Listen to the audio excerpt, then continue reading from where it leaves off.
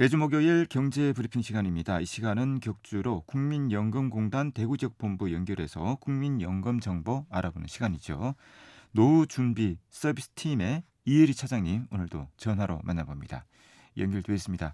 차장님 안녕하십니까? 네, 안녕하십니까. 국민연금의 이혜리입니다. 지난 시간에는 연금 받는 나이와 조기 노령연금, 연기연금 등 노령연금을 중심으로 알아봤습니다. 자, 오늘은 어떤 얘기 들려주시겠습니까? 네, 국민연금에는 10년 이상 가입하고 해당 연령이 되면 받는 노령연금 외에도 유족연금, 장애연금이 있다고 말씀드린 거 기억나시죠? 네. 네, 지난 시간에는 많은 분들이 그냥 국민연금으로 부르시는 노령연금에 대해 말씀을 드렸고요. 이번 시간에는 유족연금에 대해 알아보도록 하겠습니다. 유족연금이라고 하면 말 그대로 누군가 사망을 했을 때 그 유족이 받을 수 있는 연금이죠.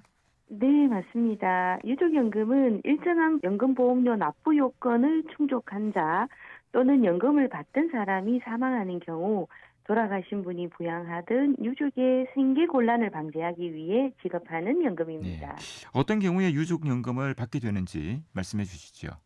네, 일정한 요건이 있는데요. 먼저 가입 기간 10년 이상인 가입자 또는 가입자였던 자의 사망 시 네. 연금보험료를 낸 기간이 가입 대상 기간의 3분의 1 이상인 가입자 또 가입자였던 자의 사망 시 그리고 사망일 5년 전부터 사망일까지의 기간 중 3년 이상 연금보험료를 낸 가입자 역시 가입자였던 자의 사망 시인데요.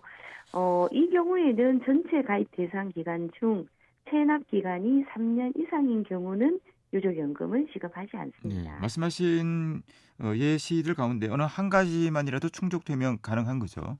네, 예. 자, 이 유족연금도 연금 보험료 납부 요건이 아주 중요하다 이렇게 보면 될 것 같은데요. 또 체납 네. 보험료 관리도 잘 하셔야 될 것 같습니다. 연금을 받던 사람이 사망할 경우 유족연금을 받을 수 있다고 하셨는데 이 부분에 대해서도 좀 자세하게 말씀해 주시겠습니까? 네, 노령연금 수급권자가 사망 시와 장애 2급 이상의 장애연금 수급권자가 사망 시에도 유족연금으로 받을 수 있습니다.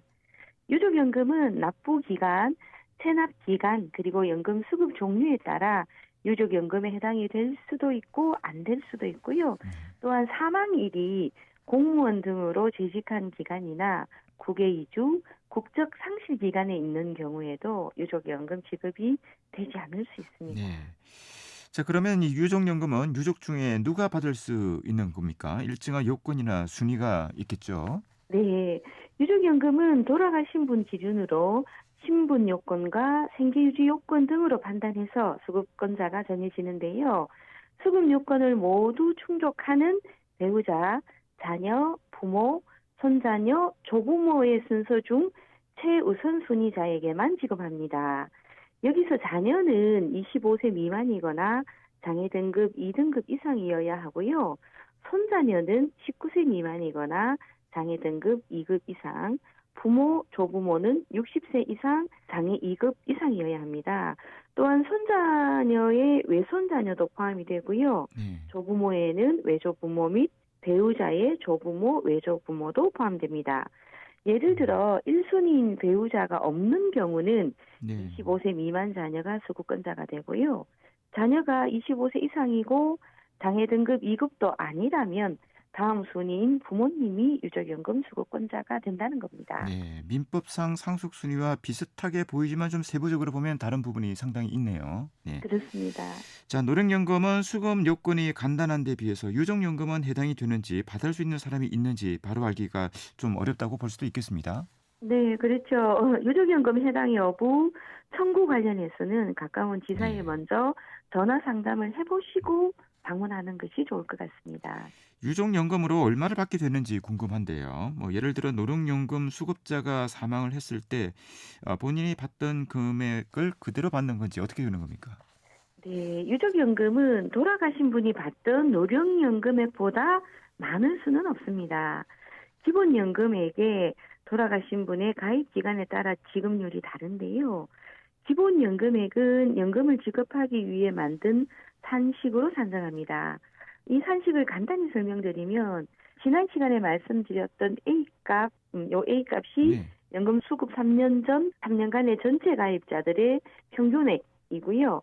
B값도 포함이 되는데 요거는 가입자 개인의 가입 기간 중 기준소득월액의 평균액 그리고 가입 월수, 연도별 소득 대체율 등이 반영됩니다. 이 기본연금액 산식에.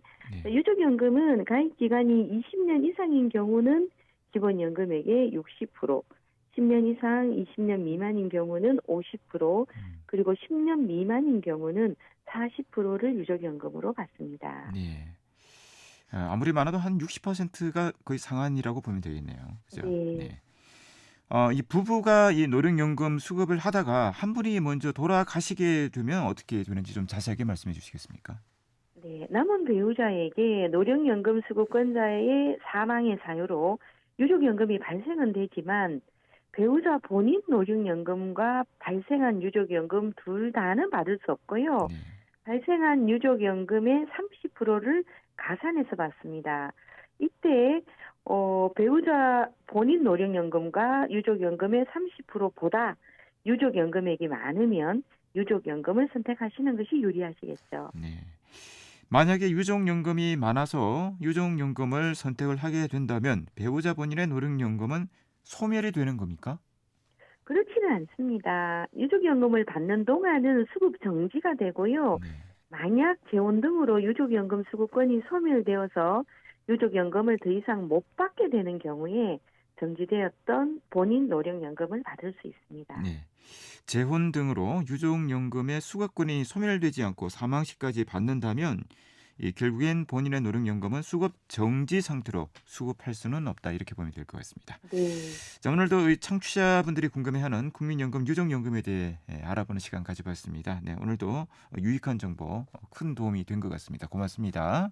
감사합니다. 네, 지금까지 국민연금 대구지역본부의 이혜리 차장이었습니다. 계속해서 법무법인 효성 소속 배지현 변호사의 법률 칼럼 이어집니다.